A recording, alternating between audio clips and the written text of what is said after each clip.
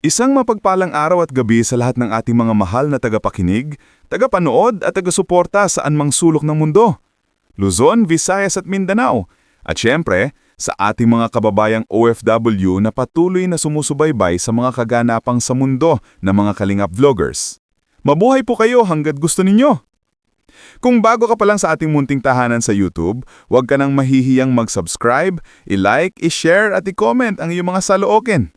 At huwag na huwag mong kalimutang i-click ang notification bell para lagi kang updated sa ating mga kwento ng inspirasyon, kilig at kapabalaghan sa mundo ng kalingap. At syempre, patuloy natin suportahan sina Kalingap Rab at ang ating ama ng kalingap, ang nag-iisang Kuya Val Santos Matubang. Tandaan, no skip ads tayo mga kalingap dahil bawat segundo ng panonood ay may katumbas na tulong para sa mga nangangailangan. Pero teka! Paktay na! Usap-usapan ngayon sa social media, may tagamasid daw kay Beyonce. Sino kaya ito? At bakit tila pinag-iingat si Papa Ed sa kanyang wifey? Yan po ang pag-uusapan natin ngayon, kaya siguraduhing tapusin ang buong video para hindi ka mahuli sa mga detalye.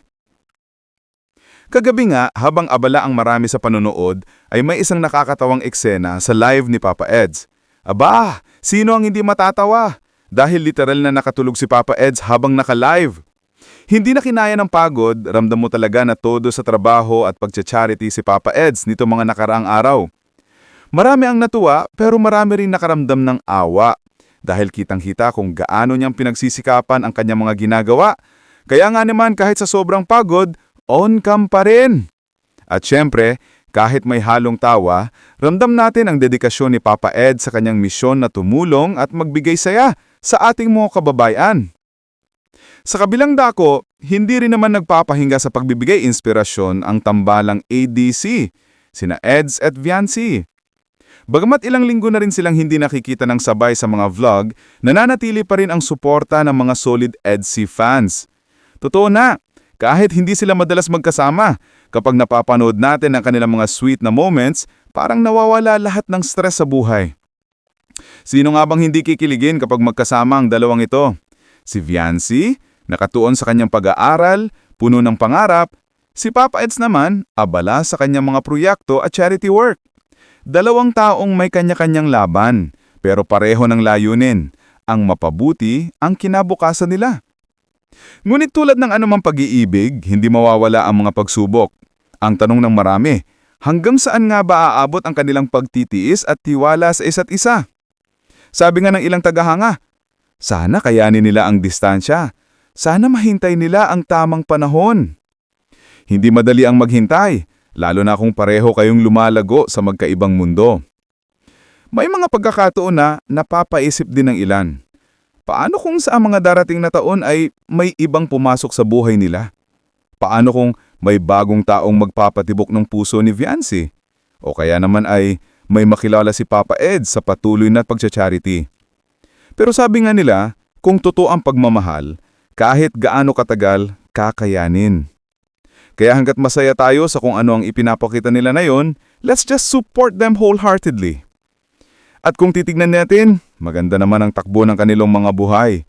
Si Viancy, masiga sa pag-aaral, aktibo sa mga school activities, may mga bagong kaibigan, at unti-unti nang lumalago bilang isang independent na dalaga. Si Papa Eds naman, mas porsigido sa pagtulong, sa pagbuo ng content, at sa paghahatid ng saya at kabutihan. May mga pagkakataon nga raw na kahit sa simpleng kwentuhan, ramdam ang pagpapahalaga ni Eds kay Viancy. Sa isang bahagi ng kanyang live, maririnig mo siyang sinasabing, "Magaling naman din si Viancy, active siya sa school, marami siyang sinasalihan. Mas masaya na siya ngayon, mas nag-mature na." Ang mga linyang iyon, simpleng salita man, pero puno ng pagmamalasakit. Isang tanda ng respeto at marahil ng tahimik na panghanga. Pero hindi mawawala ang mga intrigang naglilipaha. May nagsasabing may tagamasid daw kay Viancy. Isang misteryosong taong tila bantay sirado sa bawat galaw niya. Sino kaya ito? Kaibigan ba? O kompetensya? Hanggang ngayon, palaisipan pa rin sa mga supporters kung sino ang tinutukoy ni Papa Eds nang binitiwan niya ang mga salitang ingat lagi. Baka nga naman may mga matang nakikinig, hindi lang sa kamera, kundi sa puso ng dalawa. Sa gitna ng lahat ng haka-haka, isang bagay lang ang klinaro. Patuloy pa ring nagbibigay inspirasyon ang tambalang ito. Hindi man araw-araw magkasama, hindi man perpekto, pero totoo ang koneksyon nila sa kanilang mga taga-subaybay. Kaya mga kalingap, bago tayo humusga o magduda, tandaan natin, tao rin sila. May nararamdaman, napapagod, at minsan natutulog din sa live. Suportahan na lang natin sila sa kung ano man ang kanilang mga desisyon sa buhay. Ang mahalaga, masaya si Viancy, masaya si Papa Eds, at patuloy silang nagiging inspirasyon sa marami. Kaya mga kalingap, anong masasabi ninyo? May tagamasid nga ba talaga kay Beyonce? O baka naman ay isa lang itong paraan para mas lalo tayong kiligin at masubaybayan ang kwento ng Edsy? Ipaabot ninyo naman yung mga reaksyon sa comment section sa baba at huwag kalimutang mag-like, share at subscribe. Hanggang sa muli, ako po ang inyong lingkod na nagsasabing, sa bawat kwento ng pagtulong at pag-ibig, laging may aral na matututunan. Kita kung gaano niyang pinagsisikapan ang kanyang mga ginagawa, kaya nga naman kahit sa sobrang pagod, on cam pa rin. At syempre, kahit may halong tawa, ramdam natin ang dedikasyon ni Papa Ed sa kanyang misyon na tumulong at magbigay saya sa ating mga kababayan. Sa kabilang dako, hindi rin naman nagpapahinga sa pagbibigay inspirasyon ang tambalang ADC, sina Eds at Viancy. Bagamat ilang linggo na rin silang hindi nakikita ng sabay sa mga vlog, nananatili pa rin ang suporta ng mga solid EDC fans.